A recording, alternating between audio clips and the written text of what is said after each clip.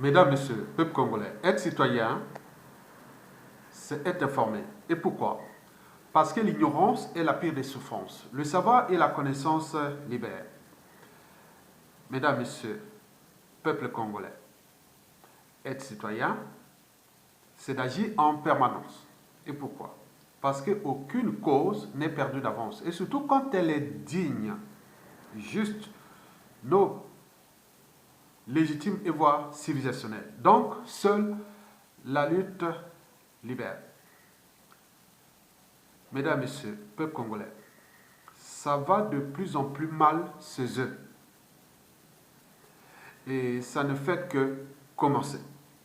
Donc nous sommes dans la chronique de la chute inévitable, inéluctable à tout instant du dictateur Denis Sassou Nguesso. Donc, si vous voulez être là pour voir l'histoire du Congo qui va se dessiner d'ici peu, vous serez dire oui, j'y ai été.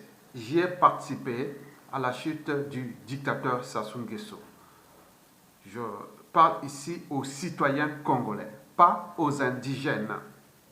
Je parle aux citoyens congolais, qu'ils soient civils, politiques, militaires et religieux. Aux citoyens congolais, pas aux indigènes congolais. Nous avions fait des vidéos, les différences entre un indigène et un citoyen. Et vous avez tout compris. Donc, si vous placez des Congolais dans une même pièce, au moins 100 Congolais dans une même pièce, s'il y a 92% se comportent comme Ayatonga, vous dites que ça, ce sont des citoyens congolais. Et s'il y a 8% qui se comportent comme eux, donc ça, ce sont des indigènes qui sont au service de la tyrannie, agonisante à bout de souffle et au bout du rouleau. Comme toute dictature à durée de vie limitée. Et nous sommes là en train de suivre tout ce processus qui va conduire à la chute inévitable du dictateur Sassou Nguesso. Donc, ça va de plus en plus mal chez eux. Et ça ne fait que commencer.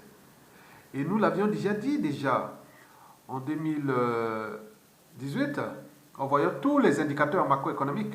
On dit non, ils ne vont pas s'en sortir. Quelqu'un qui n'a pas su gérer l'abondance, comment pourra-t-il gérer la pénurie? Et surtout qu'ils ont une génétique de kleptomanie. Et donc, ça ne peut pas. Ça ne peut pas.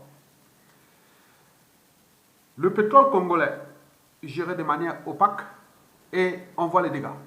Les ressources naturelles, comme le pétrole, nous sommes le 4e pays producteur du pétrole du continent. Regardez comment ils ont géré ça. Et on se retrouve dans la merde. Le bois, nous sommes le 3e pays producteur de bois du continent africain. Il y a du volume de bois. Nous sommes comme l'Amazonie d'Afrique. Et donc, vous voyez ça, n'oubliez pas d'autres richesses, que ce soit les mines solides, que ce soit... Ah non, non, non, non, non. Ce fut la grande cour de récré, kleptomane, immorale et dissolue. Et pour combien de temps encore? Mesdames, Messieurs, peuple congolais, suivez-moi. Donc, tous ceux qui sont des citoyens, votre espace, cet espace est le vôtre. Mais les indigènes, non. Parce que nous avons encore beaucoup de choses à faire après la dictature pour vous récupérer, vous traiter. Parce que vous... Non, non, non. Pas les indigènes, non, non. Ils ne sont pas invités ici. Non, merci. Donc, ceux qui viennent ici, ce sont des citoyens. Du Congo, d'Afrique, du monde entier. Et voilà. Mesdames, Messieurs, peuple congolais, écoutez ça. De 2012 à 2018, la SNPC n'a quasiment versé aucun dividende à l'État et n'a réalisé que des bénéfices modestes, à peine 123 millions de dollars, pour des ventes de pétrole équivalentes à 5,7 milliards. Pire, sur la même période, la dette de l'entreprise a augmenté de 741 millions de dollars. L'endettement est d'ailleurs une spécialité à la SNPC, 3,3 milliards de dollars au total, si l'on additionne les sommes dues aux compagnies pétrolières et celles dues aux banques. Brazzaville qui n'en a pas terminé avec les révélations sur les dettes cachées, l'ONG Global Witness vient en effet d'analyser les comptes de la SNPC, la société pétrolière congolaise. Oui, des comptes que la société a rendus publics, c'est ce qu'exigeait le FMI en échange de la reprise de son aide. Et l'analyse de ces comptes révèle une dette adossée au pétrole de 3,3 milliards de dollars, contractée auprès de compagnies pétrolières étrangères, une dette qui est différente de celle due par l'État congolais aux traders pétroliers, Trafigura ou encore Glencore. Elle risque donc à terme, selon l'ONG, d'alourdir la dette publique du pays. Olivier Roger. Sommée par le FMI de publier ses comptes, la SNPC vient de révéler au grand jour l'étendue des carences de sa gestion, à tel point que l'ONG Global Witness, qui a analysé les données publiées, qualifie le mastodonte pétrolier de véritable boîte noire. En 7 ans, de 2012 à 2018, la SNPC n'a quasiment versé aucun dividende à l'État et n'a réalisé que des bénéfices modestes, à peine 123 millions de dollars, pour des ventes de pétrole équivalentes à 5,7 milliards. Pire, sur la même période, la dette de l'entreprise a augmenté de 741 millions de dollars. L'endettement est d'ailleurs une spécialité à la SNPC, 3,3 milliards de dollars au total, si l'on additionne les sommes dues aux compagnies pétrolières et celles dues aux banques. Global Witness révèle aussi que les compagnies étrangères ont pu facturer librement des prestations qui n'avaient rien à voir avec les frais d'exploitation pétrolière. Car l'État congolais n'a pas toujours fait son travail de vérification, souligne l'ONG, le dernier audit pétrolier remontant à 2005. Global Witness estime que le FMI devrait inclure la dette de la SNPC dans le montant global de la dette publique congolaise, ce qui ferait bondir celle-ci de 30%. Olivier Roger, vous écoutez RFI, c'est Afrique Soir, il est 18h passées de 44 minutes en temps universel. Mesdames et messieurs, peuple congolais, donc notre pays a été livré à la gueule des vautours et à la gueule des loups et au bec des vautours. Eh bien oui, c'est comme un corps sans anticorps. Ils sont venus s'amuser. Toutes les ressources qui rentrent en liquidité, les sommes colossales qui sont rentrées dans ce pays, c'était pour eux à faire la fête. La France-Afrique. Et tout le monde venait se servir là-bas. On s'amusait. Et la dette pour l'État congolais. Bon, vous savez, à force de jouer avec le feu, on finit par se brûler. Et donc, nous savions bien que ça va de plus en plus mal chez eux. Et ça ne fait que commencer. Donc, s'ils ne choisissent pas déjà la fuite, ce sera la prison. Même s'ils fuient, on saura comment les récupérer. Mesdames et messieurs, peuple congolais.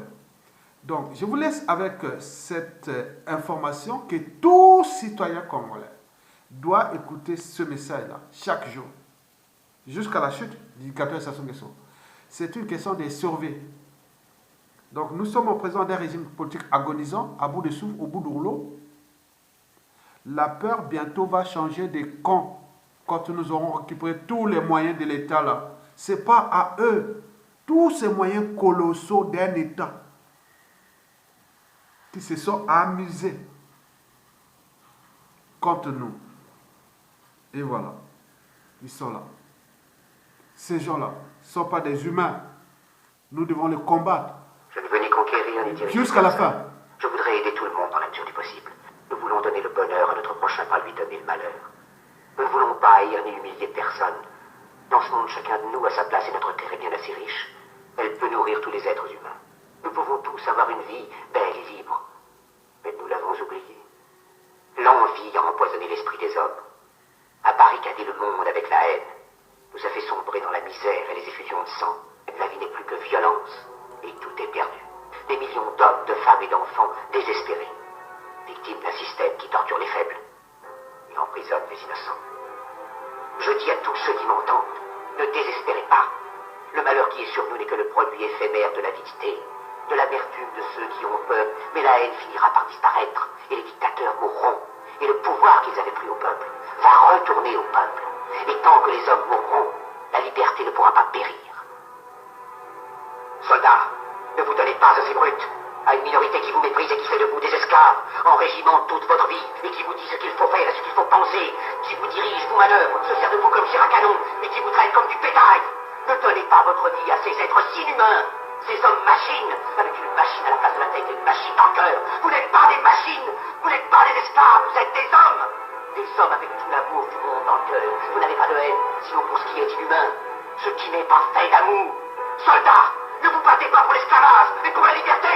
Il est écrit écrit dans l'Évangile selon saint Luc, le royaume de Dieu est dans l'être humain, pas dans un seul humain, ni dans un groupe humain, mais dans tous les humains, en vous, tout le peuple.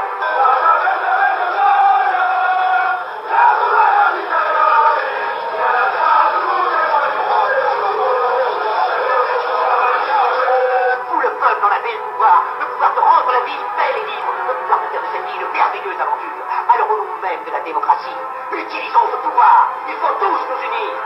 Nous voulons battre pour un monde nouveau. Et sans humain, qui donnera à chacun l'occasion de travailler, qui apportera un avenir à la jeunesse et à la vieillesse la sécurité. Il faut nous comprenez toutes ces choses pour que vous leur donniez le pouvoir, ils mentaient. Sans complaisance, les dispositions en vigueur s'appliqueront dans toute leur rigueur face aux antivaleurs. La promotion de la bonne gouvernance reste une exigence de tous les instants. Ils n'ont pas tenu leurs merveilleuses promesses. Jamais ils ne le font. Les dictateurs s'affranchissent en prenant le pouvoir, mais ils sont un esclave du peuple. Alors il faut nous battre pour accomplir toutes leurs promesses. Il faut nous battre pour libérer le monde, pour renverser les frontières et les barrières raciales, pour en finir avec la dignité, avec la haine et l'intolérance. Il faut nous battre pour construire un monde de raison, un monde où la science et le progrès mèneront tous les hommes vers le bonheur. Soldats, au nom de la démocratie, unissons-nous tous.